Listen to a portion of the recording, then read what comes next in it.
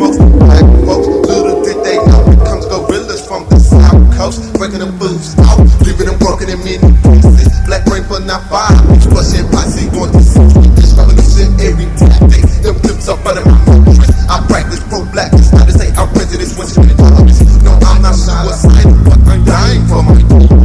No, I'm not that I distinguish good from evil. I use the world on purpose, align my mind to perfect people.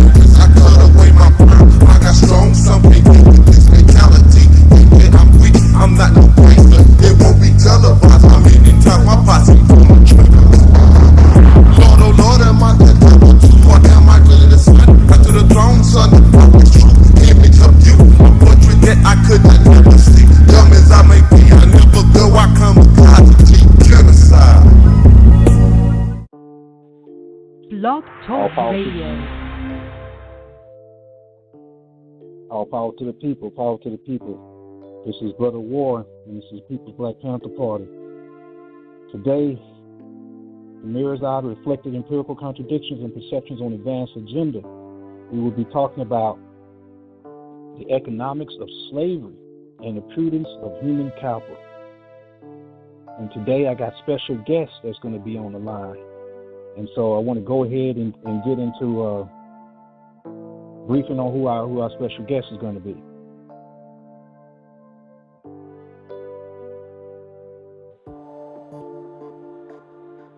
Brother E, are you there? Yes, sir. All right, Brother Syke with us? Yes, sir. Yes, sir. All right, sweet. So my special guests tonight are Brother E and Brother Syke.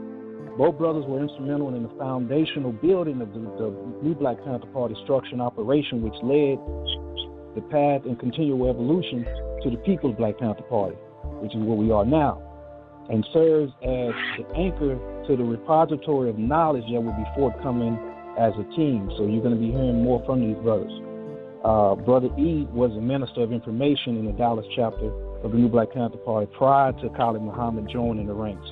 And it was his consistent drive to fashion the appetite for useful knowledge and made sure that the membership had this information readily available that forged a path for the expansion and liberation and process of Panther ideology. And I think that's key and super important to understand that. And again, we talked in the past about having the proper appetite for liberation, the proper appetite for knowing what it means to deal with self-determination. And Brother E was the instrumental piece behind that in Dallas and helped make me the person I am today. Now, Brother Syke was the Dallas chapter chief of staff and was the architect of the cell theory mechanism structure, which is your defense, community information, and today we're going to be getting into a little bit of the economics. And later, it was coupled with the infrastructure, which laid the circumference to the total approach design that led to the skill sets of the Panther, which provides an outline to the life legacy and continuity of the Panther, regardless of the formation. And that's what's super important. So this is the brother that put that together in terms of the mechanism structure.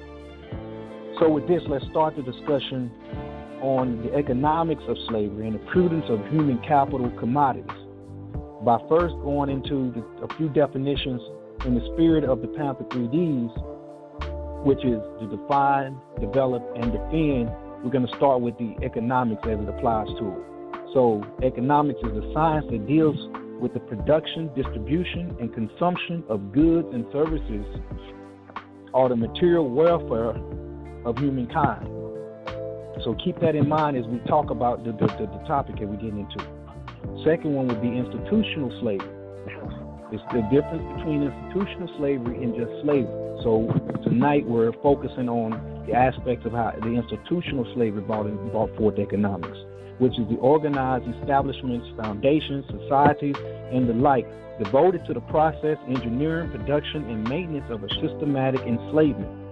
This institution lives by ensuring social, political, and economic justification is infused in every aspect of the environment.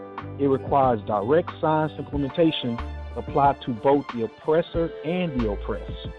That's what's key, and we have to understand that, because we're approaching this, as I always often do, from the aspect of weaponization. And this is Brother Ward's pet peeve here is for y'all to get and understand the concept of how things are weaponized. Because it is through the concept of weaponization that builds world power structures and elitism, and causes us to be mass manipulated as a population and as a people and lose our way in terms of liberation. So we must recognize how things are weaponized around us and how this puts us against each other, puts us in a position of acting out inferiority. And mind you, I said acting out inferiority because we are not inferior, but we oftentimes are acting out inferiority as a result of our psychological damage, of generational damage that we deal with, which is why we're talking about the economics of slavery. Brother Cycler E, y'all want to jump in on any of that?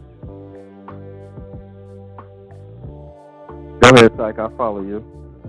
All right. Well, since you were talking about the economics of slavery and definitions, I think it's something that's real important to understand when dealing with the economics of slavery as applied to slavery and economics themselves. There are 5 factors of production when you're dealing with economics. And if we lay this out, I think we can see clearly how slavery was a powerful tool in economics. The first factor of economics, as we all know, is land. We all know, in any revolutionary knows that they're not making any more land. And that's one of the number one fights and number one battles is for the land, the real estate, the water, the minerals, the timber on the land, because anything in society is made from those raw materials that come from the land. Second, and this is important, and I need everybody to clearly think about this, is labor, your human resources, your mental and physical skills and abilities of all employees. Now, in this modern day society, an employee is paid a wage or a salary for his work. Now, imagine how powerful your economic structure would be if you didn't have to pay that employee for his labor or for his skill or for his initiative. Imagine if you didn't have to pay for that, and you just had that human resource as a repetitive thing throughout years and years and years. Third is capital. That's the money, the tools, the buildings, etc., all the assets that you need in order to invest into the economic thing that you're trying to create. Fourth is information resources. And as we all know, knowledge is power. So the information resources is the facts and the intelligence needed to manage and operate the business and allows the managers to control all other resources. And the last but not least is the entrepreneur himself. That's the risk taker. That's the person that organizes all the factors to create the business. That's the person that has the vision, and they risk their time and their financial resources. So when we understand those things, and we understand that slavery itself was an economic thing, it was a business. And then they used the emotionalism in order to get all the rest of the Europe behind that business, that economic concept. Of really getting an understanding, a real fundamental understanding, is attacking it from one of the tools, or the tool that we use more than anything else in the course of a day, and that's the language. Just understanding how the language has been weaponized and turned against us in order to have us accept and even ask for the state of slavery that we're in. Prime example, if you ask an employer, well, I've heard it so many times. Every time I start another job or have a conversation with any type of employer, they'll say without exception, that their most valuable asset is their employee.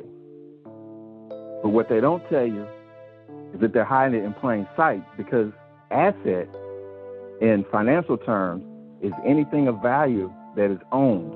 So to let you know in your face without telling you, but we're not aware of it because the language has been weaponized and it's been hidden and tucked away so that we see it and don't know it, don't recognize it for what it is. And that's the essence of the slave mentality. That's the essence of how the system works. You know, Harriet Tubman said that she, or is reported to have said that she freed thousands of slaves and could have freed thousands more if she could have convinced them that they were slaves. Slaves, true indeed. So the language, even of what we talk about, we don't understand how economics works, the banking system. We think if we even have a bank account, we put money in the bank, that money actually goes in the bank and sits somewhere, and the bank loans that money out to other people and da-da-da. That's what they tell us in elementary school, but that's not the way the economic system works. So again, we're enslaved, but it's hidden right in plain sight, right in front of us.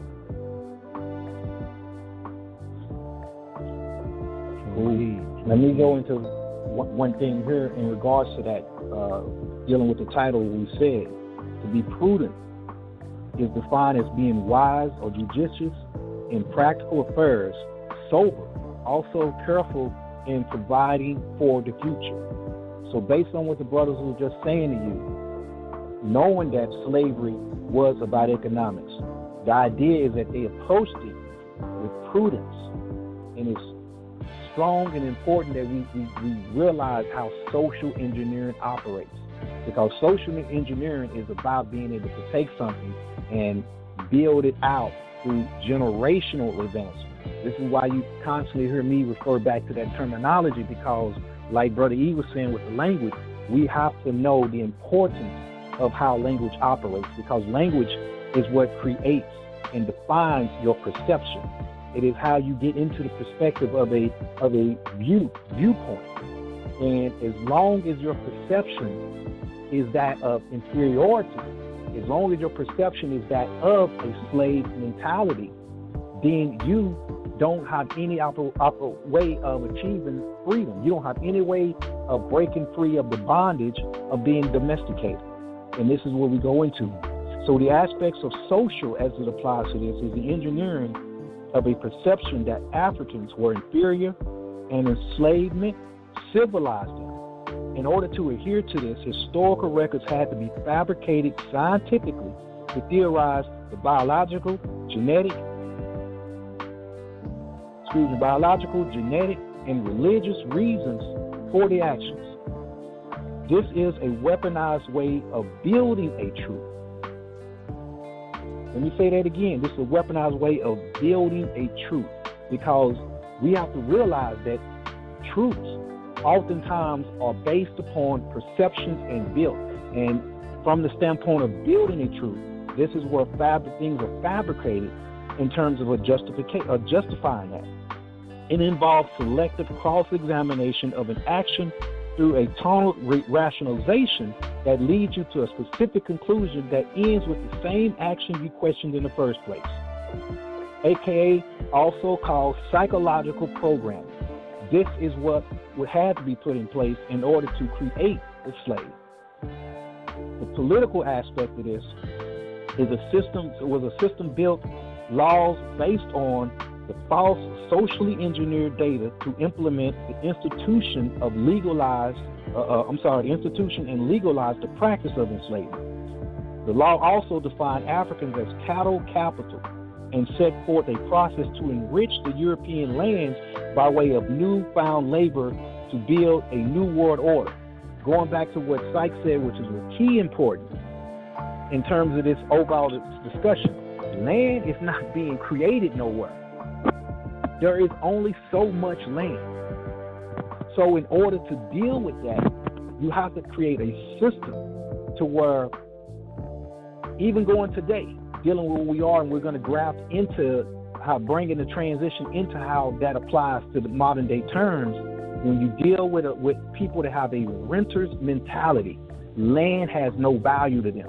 And when land does not have value, then obviously they're not going to be in a position of jumping into their liberation. And so this is what happens.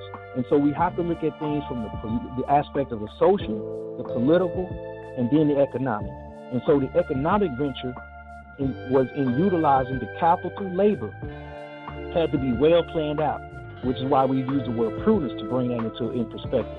In fact, it was through the trial and error lessons learned from European enslaving each other and a centuries-long practice of enslaving and conquest from wars and colonial expansions that led up to the refinement of trade and material capitals for human capitals. This projected yields based on trade, capture, transportation, and processing, the sale, the training, the dehumanization, the settling, and finally breeding to form the inherent lifelong ownership. as with most companies, going into what E was talking about, anything an employee does to improve the company belongs to the company.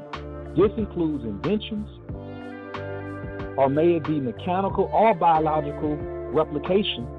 And in the case of human and cattle capital, it means offspring are automatically owned without the need to repurchase new livestock.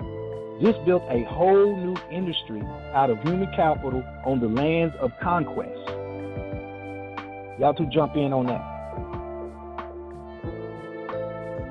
Well, I think to add to what you were just saying and to go back to some of the things that I was saying earlier when I explained the factors of production, the 5 factors of production, let's look into the mind state of the people that created this system of slavery. See, a lot of times we look at racism itself and the emotionalism that come along with racism to protect slavery and think that this is why they created this system, and they didn't. They created this system based on understanding the economic principles. And when I broke down those 5 factors of production, the second factor of production was labor, the human resources itself. But in order to convince the rest of the population of Europe that this was all right to do, then, as Brother Ward just said earlier, that they had to convince them that blacks was inferior and that the institution of slavery itself would save their souls. It would educate them. It would uplift them. These are the concepts. So they used history. They used religion. They used a fabricated truth in order to convince the rest of the population of Europe that slavery was all right. This was all right. But it was never based on the color of skin itself. It was based on economic development. As Huey P. Newton once said, Huey says this. He said, when you understand capitalism, you got to understand that capitalism is about profit. So the oppressor oppresses you not because of your color, but because it's profitable. So when you understand that, then you understand that the only way you can stop him from oppressing you is to make it non-profitable.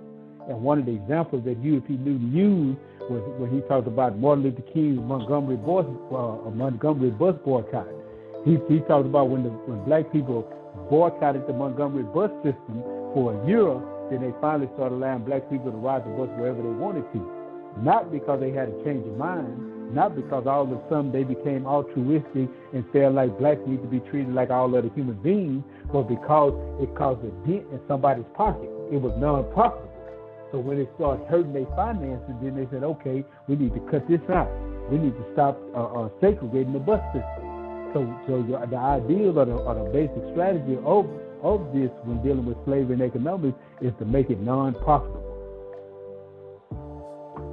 Yeah, and I think that's where a more fundamental understanding of what economics is necessary. You know, economics, simply put, is taking what you have and making it address what it is you need. And for the slave, the way that's done is to turn it over to the oppressor and let the oppressor make those decisions. You know, I saw an article a couple of days ago talking about how this Black Friday, like most Black Fridays, most people that are going out to the Black Fridays are still in debt from the last Black Friday.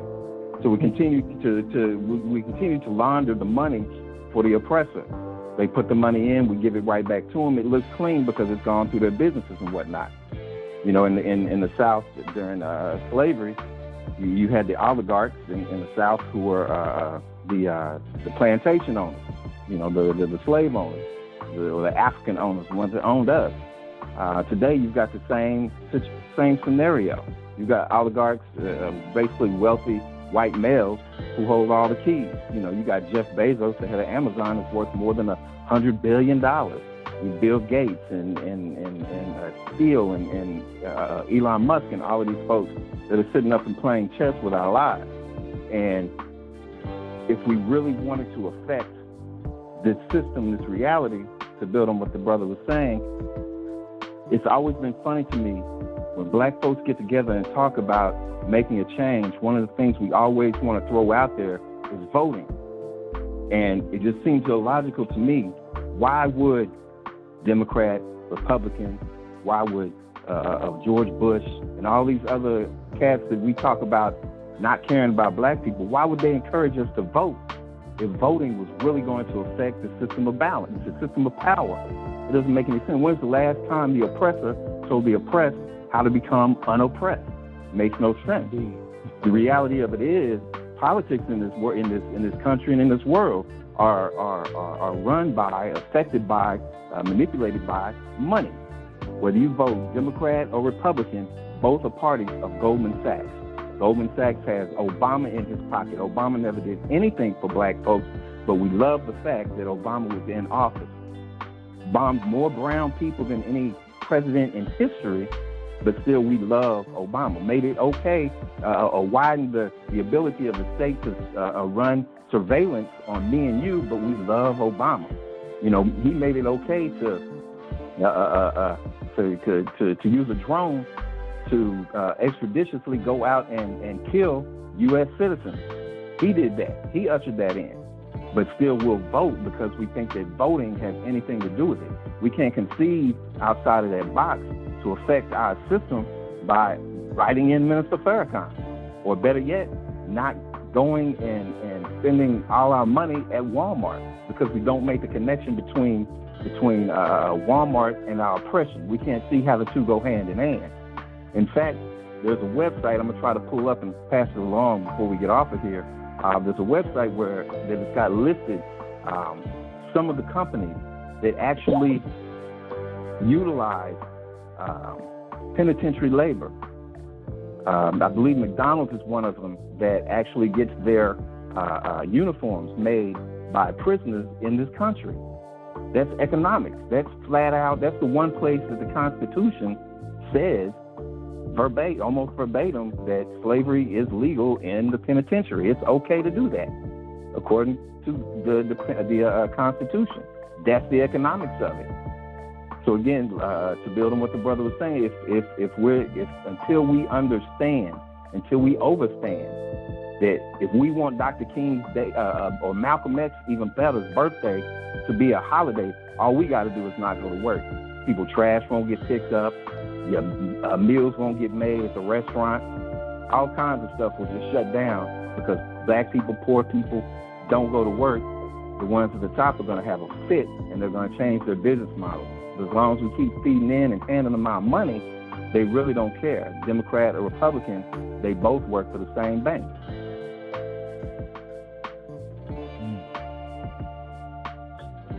Let me go into something else just on top of what I was getting at.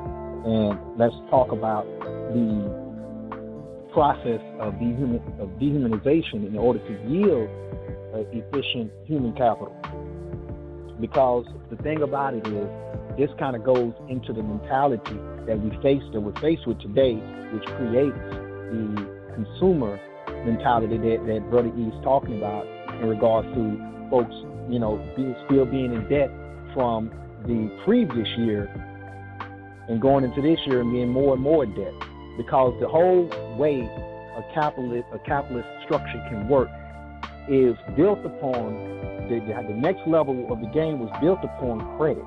Because mind you, you didn't necessarily have a system of credit in place like you do now dealing with the electronic banking system back then. But let's take this into perspective based on that.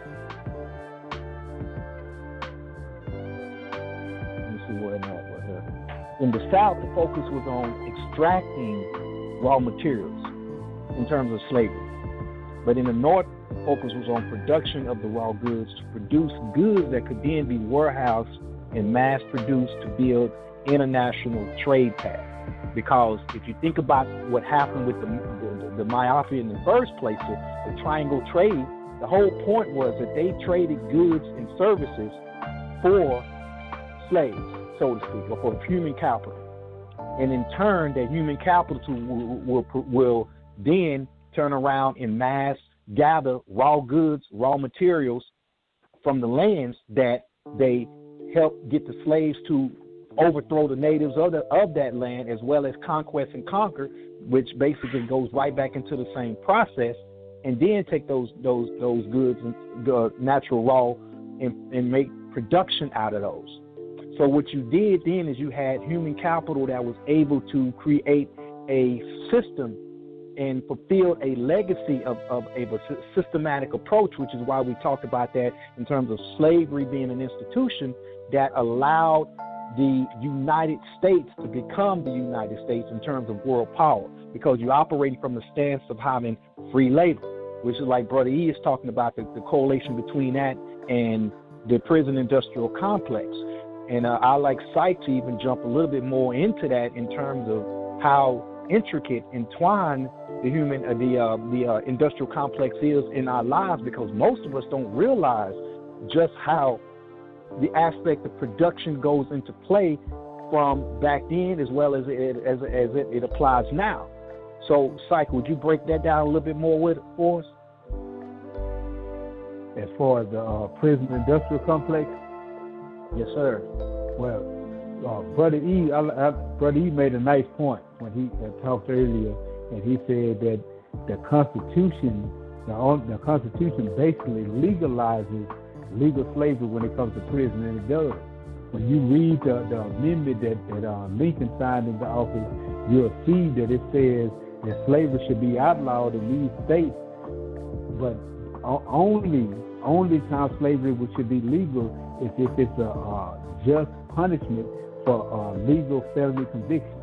So when you go to prison, then slavery becomes legal. They don't tell you you're a slave. I did time, and I remember one time I told an officer, I'm not a slave. And when I told him this, he laughed. He kind of smirked and looked at me. He didn't say anything, but it was like, man, you don't realize you're a slave. Because especially in Texas, you work for free. You're compelled to work every single day of your life in prison for free. You're not just sitting around in prison and just enjoying yourself. You're going to go out and labor. Sometimes you're going to labor 8 and 10 hours a day. And then once you understand how prison itself applies to economics in this overall society, people have stock in prison.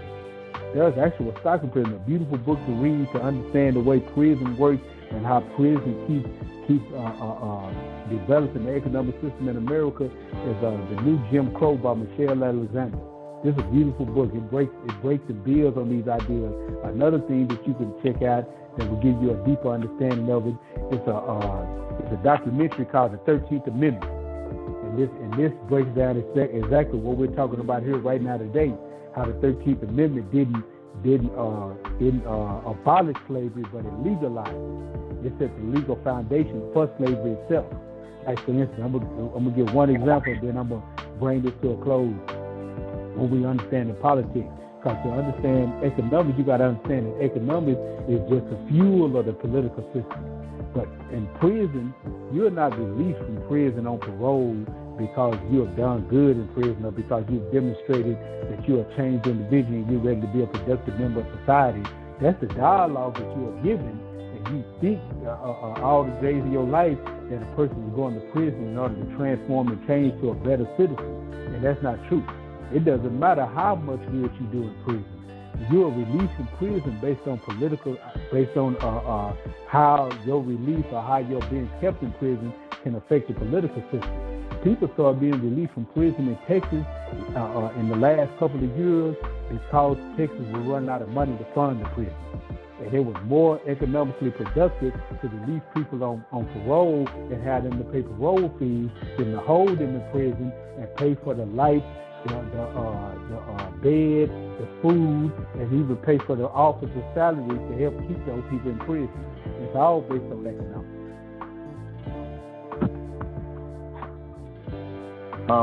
So please, yeah, go ahead.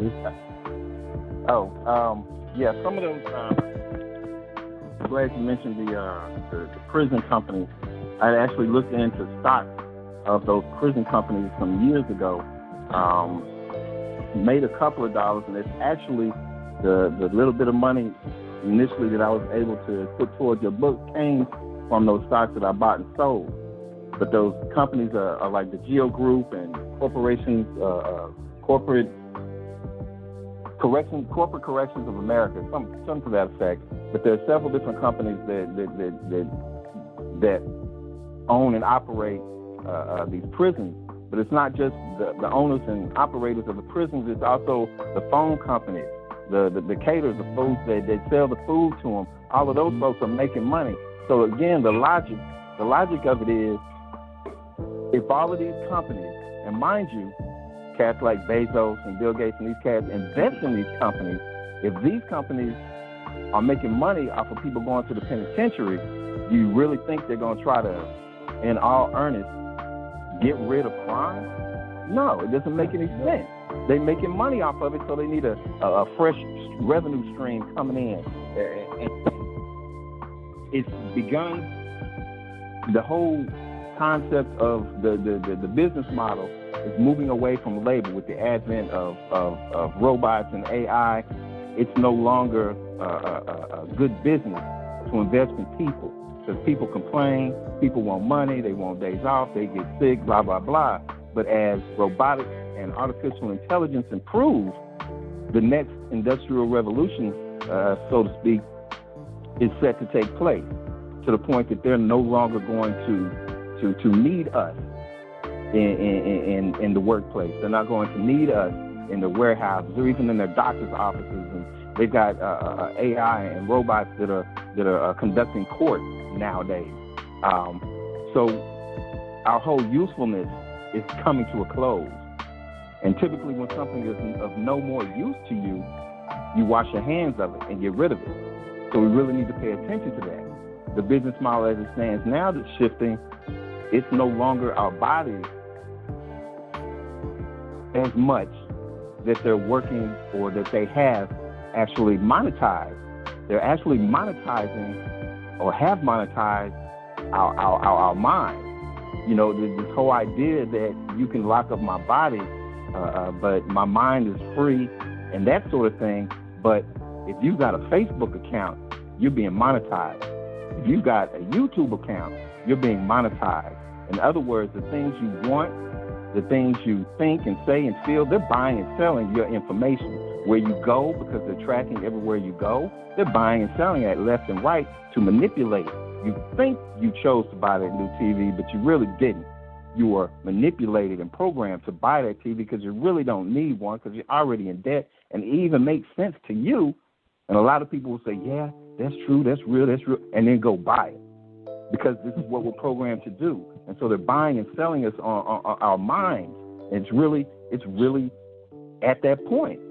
But again, as we move forward with robotics and AI, we're going to be hit so hard that we're going to have no choice but really look at what economics is, because we're not going to be able to afford to go down and purchase the things and do things. We're going to have to start looking at other ways of addressing our needs with what it is we have. We're going to have to hopefully start depending on one another, and maybe that's what we need to push us to that point where we have to come back and start bartering with one another, exchanging meals for oil changes and things of that, that nature, taking care of ourselves as opposed to relying on the oppressor, which is what we've been programmed to do.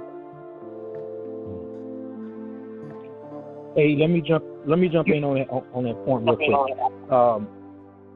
One thing I want to say about that is what we have to realize in terms of the topic dealing with human capital and dealing with slavery as an institution is that a lot of times people, from a conspiracy standpoint, want to say, well, they're working on ways of actually slaughtering or trying to get rid of the black man or the black person. And in essence, they think in genocide. But going back to one of the points E pointed out, from a capitalist and an economic standpoint, because this is how we have to look at things, is it better to kill that resource or find ways to make continued use of that resource beyond needing them from a physical, laborious standpoint? So what the system did from at that point is they evolved the process of dehumanization and psychological warfare and damage. Again, going back to the weaponization of things, we were evolved from the process of dealing with trying to eradicate you or kill you physically to coming up with menticide. So genocide evolved into menticide because basically once I manipulate, control, and destroy the mind of the African, then I can transform them into a consumer and I make sure they stay away from the production. So that's one of the key things we're hitting on here. There is a big difference between consumption and production. It's no different than predator or prey. It's no different than dealing with the employer and the employee, to that matter. So we're in the phase now to where basically it's menticide, and everything is designed to keep you captivated on that next purchase, captivated on what you're going to do with any little bit of resource that you get. Because the concept of consumption is that anytime you grab or you get a hold of a resource, whether it be a monetary resource, land, or any goods, then the first thing that pops to your mind is, how can I get rid of this to get something else? So instead of you actually buying land and cultivating that land, you want to find a way to sell that land.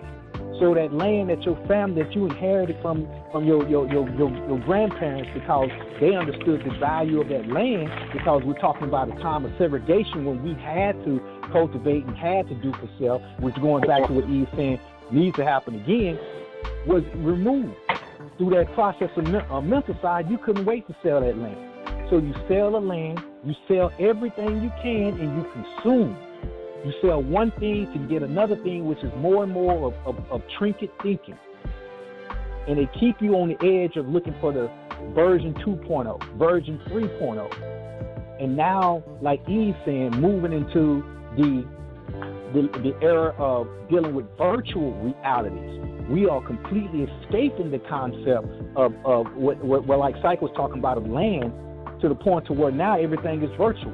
So we don't even think about the value of land now. We think about the value of internet or server space.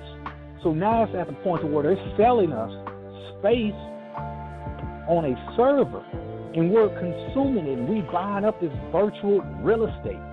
That social media deal that E was talking about, that goes back to the virtual world. It goes back to the virtual real estate. So people are basically captivated and plunged into a darkness based upon a virtual environment, to where, from that standpoint, you can become whatever and whoever you think you want to present to the world. Again, that perception. But none of this is based in any type of reality, any type of anything that can literally liberate you physically, mentally, and spiritually from being a slave. It is just the opposite. So he was hitting y'all with that.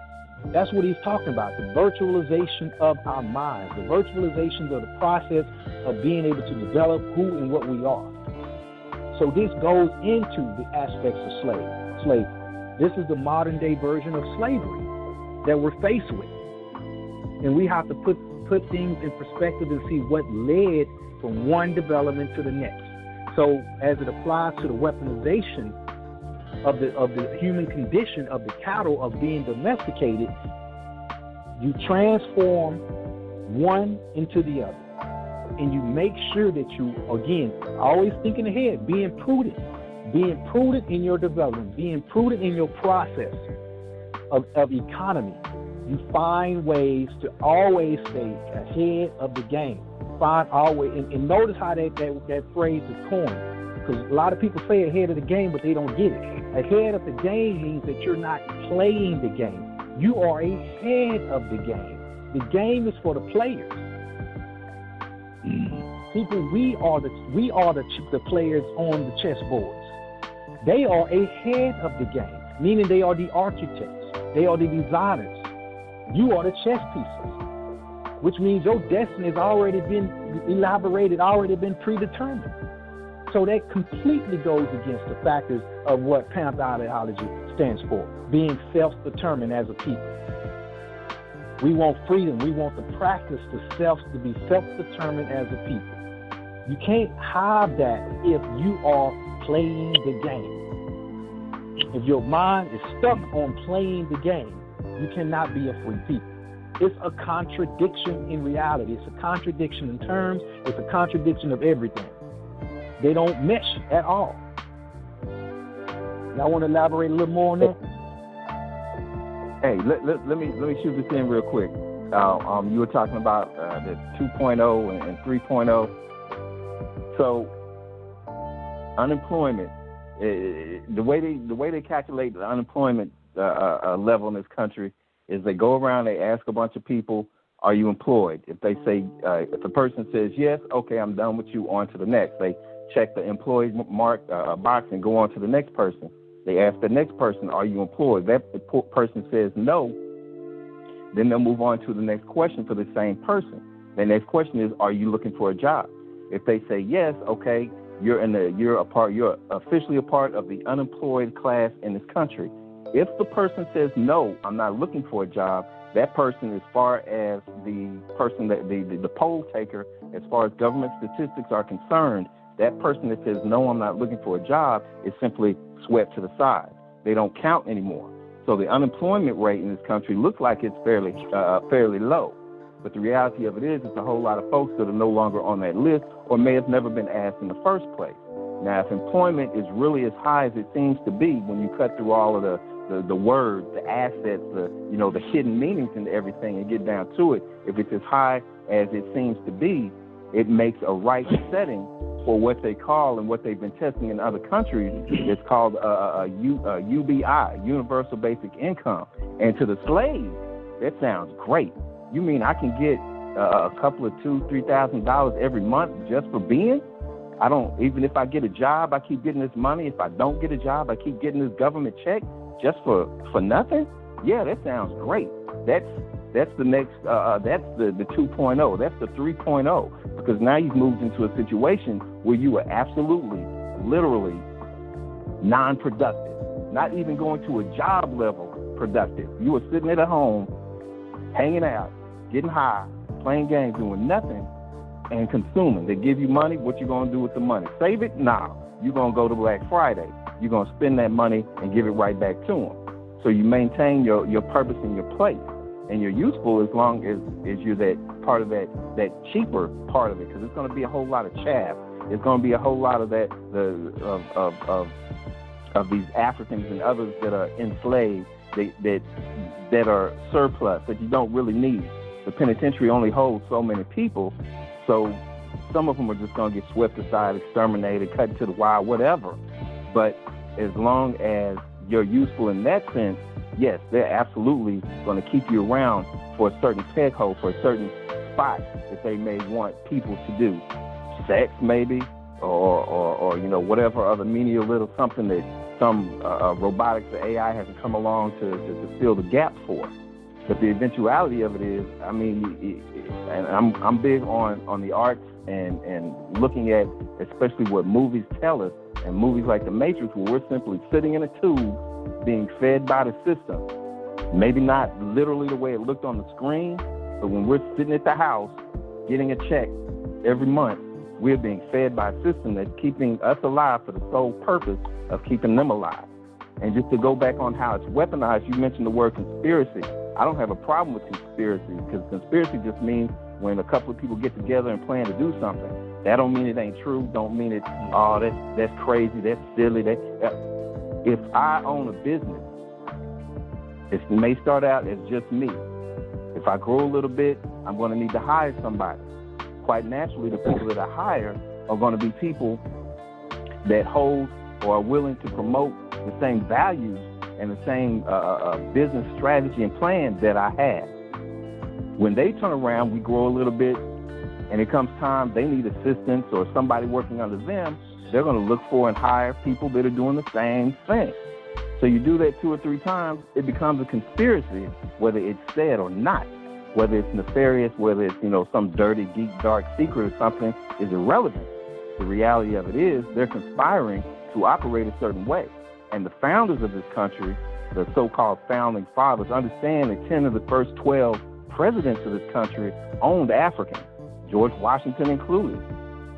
So quite naturally, they appointed people to positions, went directions to push the country in this direction or that direction, and found people that were willing to help them do that.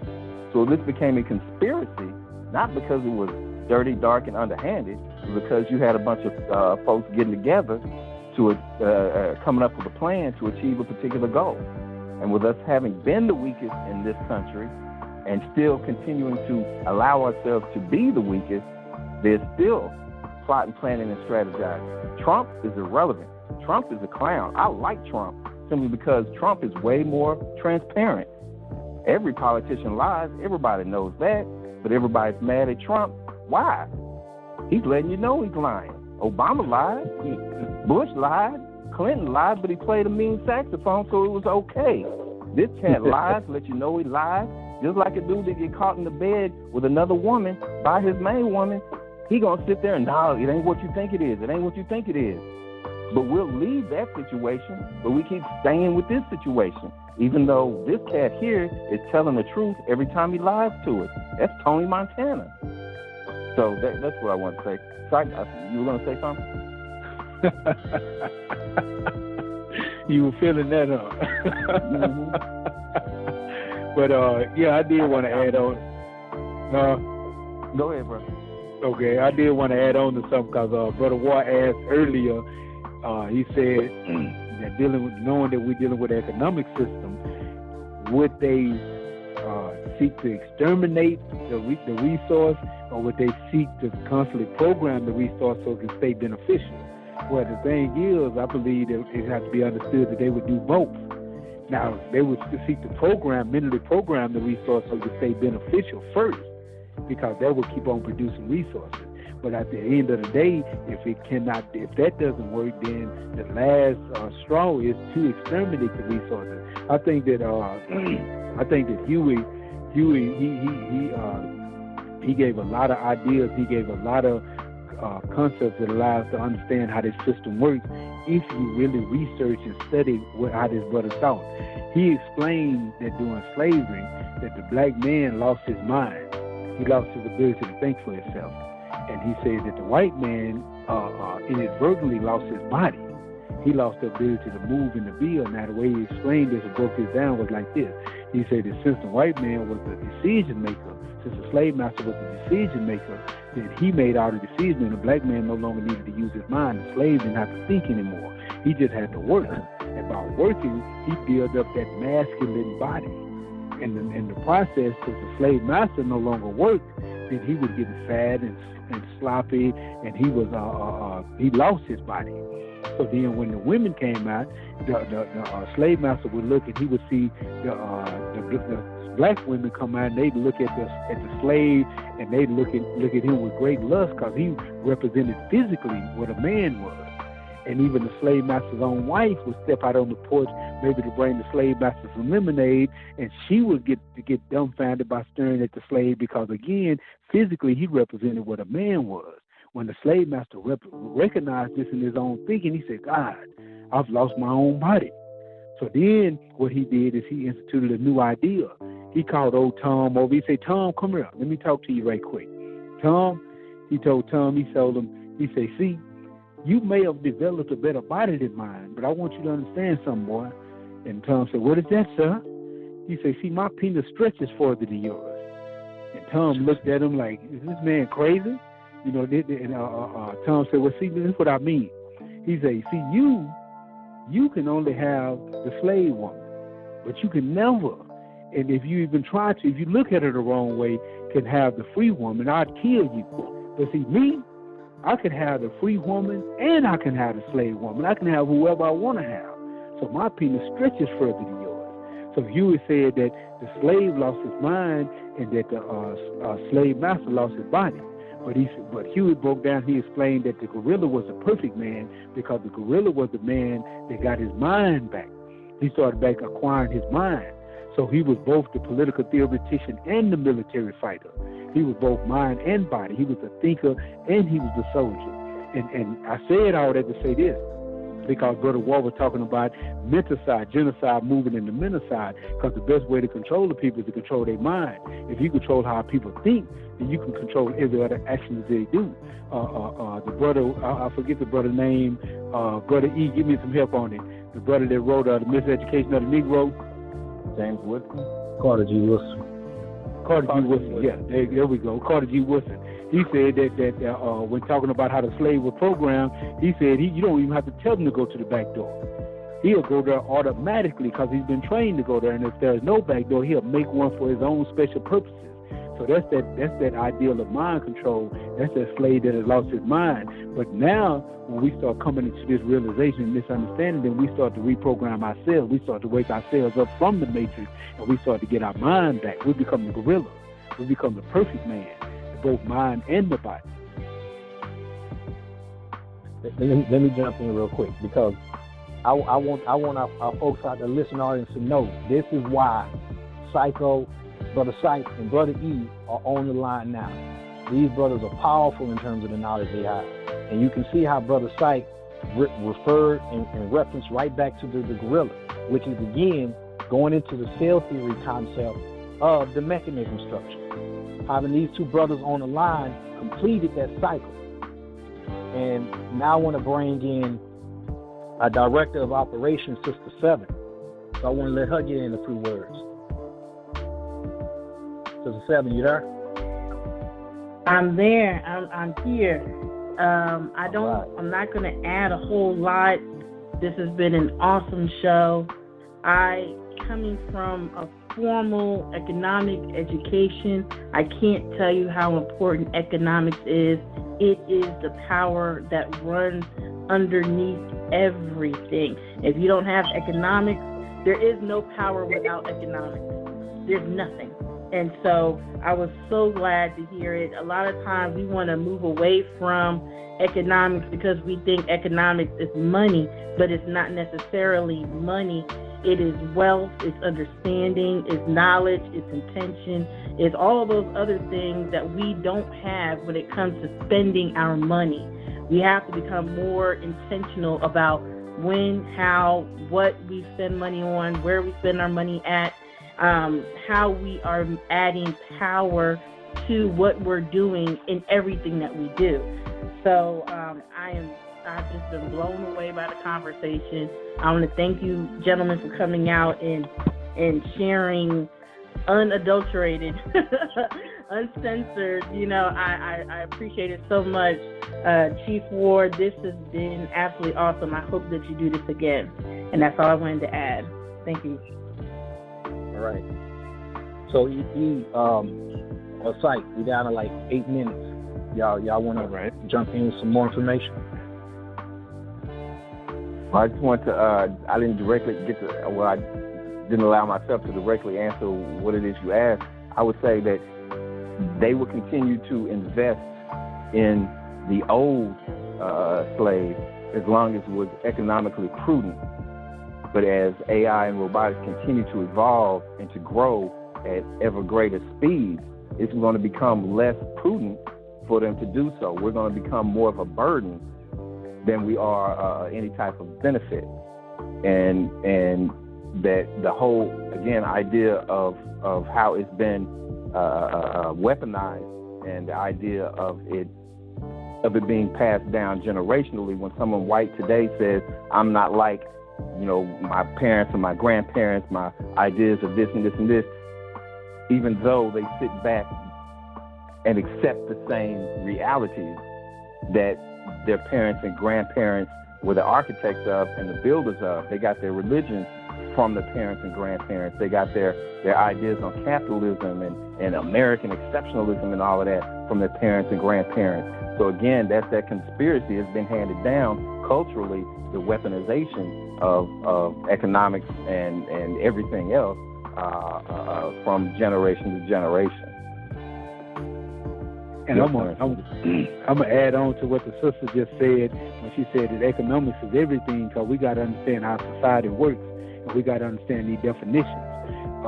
Politics, economics, and sociology. Let's understand these real quick. Politics is the science of running a society. Sociology is the studying of people in the society. It's kind of like a group psychology to a certain degree. And economics is the managing of a household. Basically, it's the study of how people utilize resources in the society. And you got to understand that you study all of these things so that you can learn how to automate society. You study these things, how people respond to certain things in their society, so you can learn how to put the things out to make them give you the responses that you want. You want to run things. So when you understand economics from that point of view, you understand economics is the perfect weapon. And it isn't just currency. It isn't just money. It's land, it's resources, it's assets all together, period. Even people are resources. Huey P. Newton once said that there are three types of power that will allow you to have political power. He said that there's either feudal power, which is land power, there's economic power, and there's military power. And at the time, he said the only power that the people had at that time was the military power. And that's the fear of a potential destructive force if we did not get freedom. So that was the power that the party was moving on in the 60s. Now I think in order for the party to truly be, to have a real voice and have real power in this society, the party has to learn how to utilize those economic powers. Those are where that true power comes from. And those are the weapons that we use today. Today is not a sword. Today, freedom is not growing out of the barrel of a gun. Now freedom is growing out of your wallet. Freedom is growing out of your ability to utilize economic power. And Brother War said something earlier. I'm going to add this and be quiet. He said about credit, how recently we didn't have credit in the credit system and how to properly use the credit system. It's ironic, but I just did a video on my YouTube channel today dealing with those ideas, the do's and the don't do's of economics and finances, before I actually knew that we were going to discuss this subject, because understanding how to properly use credit and properly use your economic resources in this society is extremely important. And what's the name of your YouTube channel, bro? Oh, Brother Psych, Strategies of Manhood. All right. Sweet. Hey, and one thing I want to add to this, just so people can draw perspectives on the overall aspect of what we're dealing with in terms of institutional slavery and the prudence of human capital, is for us to take into heed the concept of the buck breakers. Because back during slavery time, in order to be able to create a process of an efficient human capital, you needed to break them. And by breaking them, that goes back to that psychological damage that Psych talked about, in terms of making sure that their mind was ripped down. When Psych was talking about that in terms of the slave owner being able to stretch his penis. From that standpoint, the buck breaker from a modern time has to do with that same process of mental side that makes sure that we do not have a focus on economics. And when we think economics, I want us to just think of it overall as resources. So from a Panther ideology and self-sufficiency, self-determination, which is what our theme is, we have to respect and we have to see the power in resources, whether it be our human resource, our economic resource, or our potential to galvanize the people in terms of being able to acquire large masses of anything. Because keep in mind, the whole aspect of what happened with the Civil War, in essence, was the fact that they wanted to break into an international field of, hey, we don't need to just simply deal with slaves in terms of harvesting raw material, but our production needs to be about being able to create and deal with a mass quantity of things that can be shipped all across international waters and can bring and thrive us into a higher level of economics, a higher level of resources. So the North and the South fighting had more so to do with the evolving of the slave, the new way of dealing with the slave, which went into an industrialization. And like the things he is hitting on as it applies to that, we are being transformed. And recognize the transforming of the prey. Recognize what the predator is doing. And we have to be able to utilize our resources to the point to where we can break this hold that the buck breaker has against us. You know, going back into dealing with the book that Psych was talking about. So I'm gonna let the brothers or sisters have one jump in. We are at 90 seconds left, so if anybody want to give us some closing statements, go ahead.